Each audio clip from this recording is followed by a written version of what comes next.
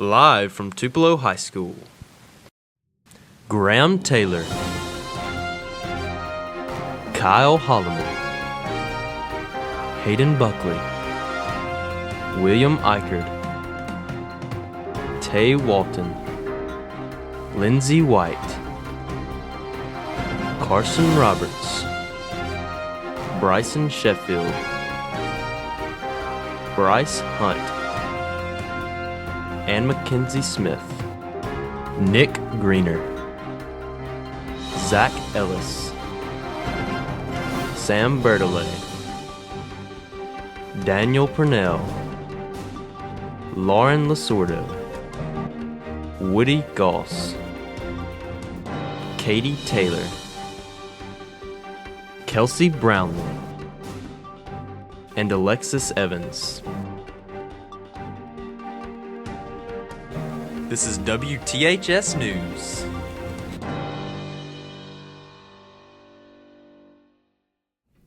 Hello, I'm Zach Ellis. And I'm Bryson Sheffield. This is WTHS for Friday, November the 8th. Here are the week's top stories. Last week, 3 seniors were recognized as candidates for the Armed Service Academies.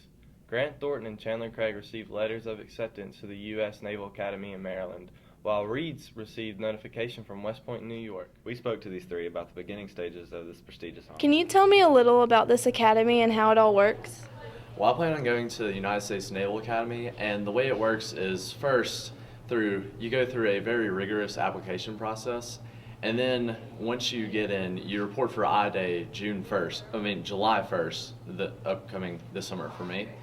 And then you go 4 years at the academy, in which you go college and then summer cruises. Then after that, you have 5 mandatory years of service, and potentially more depending on which service you go into.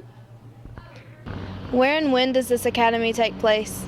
The academy is in Annapolis, Maryland, and it'll take place I'll go in July, and then I'll graduate in May of 2018.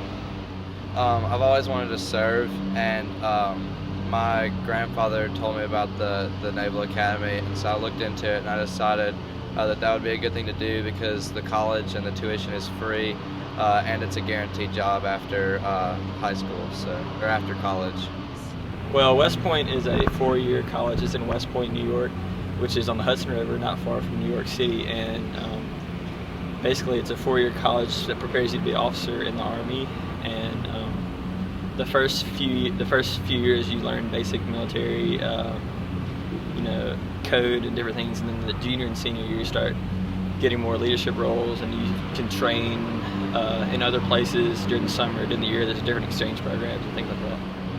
You start in the summer and you go to basic training. It's called Beast there, and it lasts all year. And you get a couple week and 2-week breaks throughout the year, but you stay there most of the year. Tupelo soccer teams held Meet the Wave at Ballard Park last Thursday night. Next Thursday, both teams will host Tupelo as they open their 2013-2014 campaign. Hannah Kimbrough and Harris Fawcett look to continue the tradition of powerful soccer programs at THS. Both coaches, along with a few players, took some time to speak with us about their goals for this season. Who are some people you look to lean on? This year, obviously, we're definitely going to lean on our seniors. This year we have 3 seniors coming back, and definitely I'm going to need them to lead on and off the soccer field. Also, with only 3 seniors, the juniors are going to have to step up and be leaders as well. And I've told even our freshmen that they're going to have to be leaders. Over half of our team consists of freshmen, so we're going to need everybody to lead in every decision that they make and the way that they play on the field. So that's going to be crucial for us.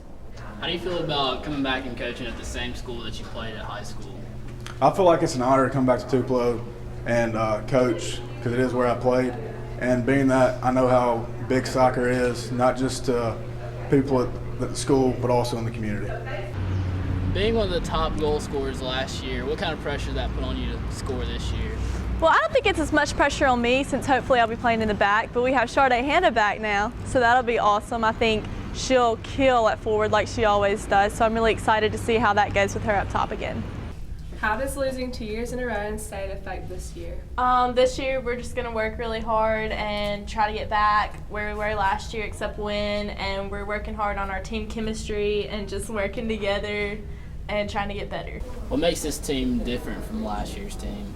Well, we had a lot of good individual players last year. I'd say more than this year, but as a team and togetherness, we are a lot better and stronger. Well, as a team, we're a lot stronger. And the last 2 years, actually, we've exited pretty early, and this year we want to change that and make it to the finals, and hopefully bring it back to Tupelo. Your first game is against Saltillo. How do you expect to match up with them? I believe if we play to our potential, that we'll be able to pull out a win against them.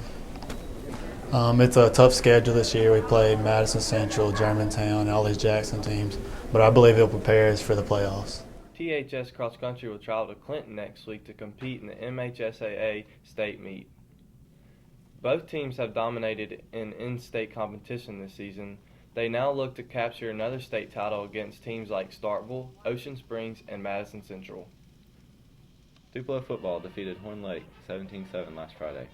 Running back Quinn Tiggs led the way with 203 rushing yards on 24 carries and 2 touchdowns. THS hosts senior night against Olive Branch this week.